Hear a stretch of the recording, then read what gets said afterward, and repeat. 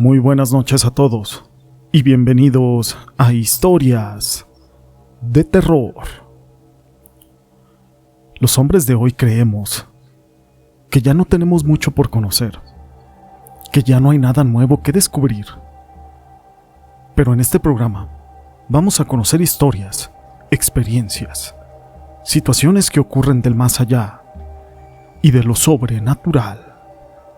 Según algunas creencias, incluyendo la cristiana, así como la brujería, un pacto con el mal queda establecido entre una persona y una entidad, ya sea algún demonio o el mismo maligno.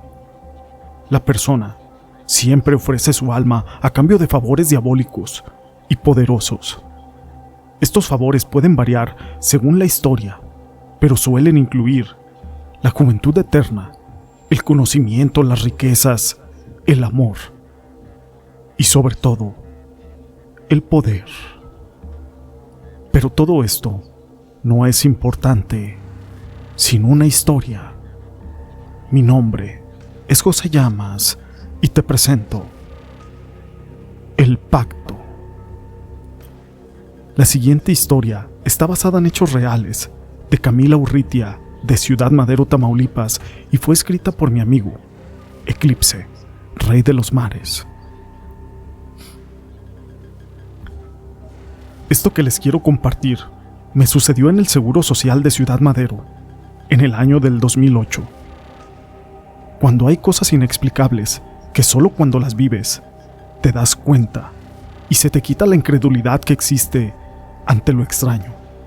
Y a veces ni siquiera la misma ciencia médica puede dar una explicación. Mi padre llevaba 2 días internado en el Seguro Social. Estaba en el piso después de una operación que le habían hecho en el estómago. Así que nosotros nos turnábamos, todos los hermanos, para poderlo cuidar. Yo me ofrecí de noche porque en la mañana tenía que mandar a mis hijos a la escuela, y a los 2 días llegó un señor que pasaba de 80 años de edad, el cual venía de un rancho cercano a Aldama. Lo acompañaba su esposa, una señora también ya muy viejita y que más o menos andaban en la misma edad. Lo internaron en el mismo cuarto que a mi papá, justo en la cama de un lado. Yo comencé a hacerle plática a la señora en las noches y me dijo que ese señor se llamaba Agustín. Yo le pregunté que por qué sus hijos no venían a ver a su papá. Ella me contestó que vivían fuera, en Matamoros. No, pues sí está lejos, señora. Pero va a ser muy pesado para usted estar todo el día aquí. Sí, pero ¿qué quiere que haga si es mi esposo y lo tengo que cuidar?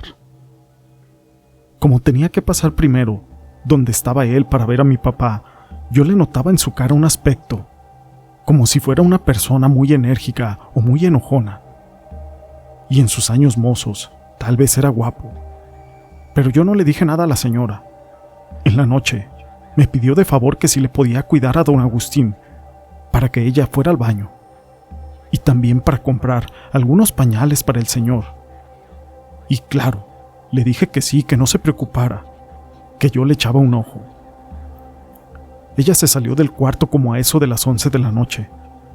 Ya tenía más de 1 hora que se había marchado, cuando de repente yo escuché que se cayó un vaso de plástico, de esos que ponen en los burós con una jarra de agua. Me asomé para ver qué es lo que pasaba, y en ese momento quedé completamente impactada, al ver que la boca de don Agustín no era normal. Le estaba saliendo una enorme lengua como de algunos 30 centímetros o más, y se movía como si fuera una víbora. Yo me espanté demasiado. Incluso me fui de ahí a la sala de enfermeras para decirle lo que estaba pasando, y se vino una de ellas conmigo. Pero sorpresa, cuando llegamos, él estaba dormido con su boca cerrada, y no había rastros de esa lengua.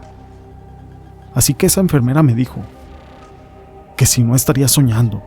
Después de eso, se dio la vuelta marchándose, y yo quedé como una mentirosa. La señora regresó como a eso de las 2 de la mañana, pero yo no le dije nada por temor a que pasara lo mismo que había pasado con la enfermera. Al siguiente día llegué, igual, en la noche como a eso de las 11 para poder cuidar a mi papá. Pero la viejita no estaba. Así que yo llegué y comencé a revisar a mi papá para poderlo tapar. Incluso me acomodé en una silla. Pasó un rato, aproximadamente como 1 hora, cuando de repente me despertó un fuerte grito. Me levanté inmediatamente y llegaron enfermeras y un doctor. Y yo escuchaba entre sus pláticas una voz que decía: «Se los juro, le salía una enorme lengua de su boca, como de medio metro. Créanme, por favor». Aquel doctor, serio, solamente le dijo: «Imposible. Una lengua mide cuando mucho 10 centímetros de longitud y es imposible que este señor tenga una de medio metro».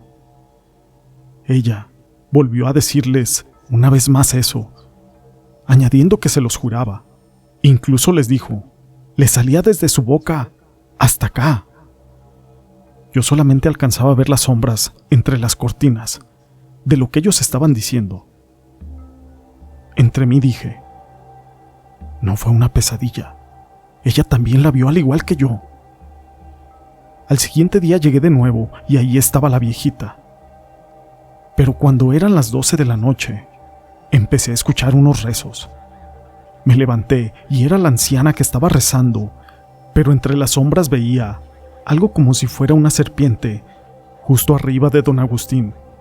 En ese momento me levanté sigilosamente para ver qué es lo que estaba sucediendo.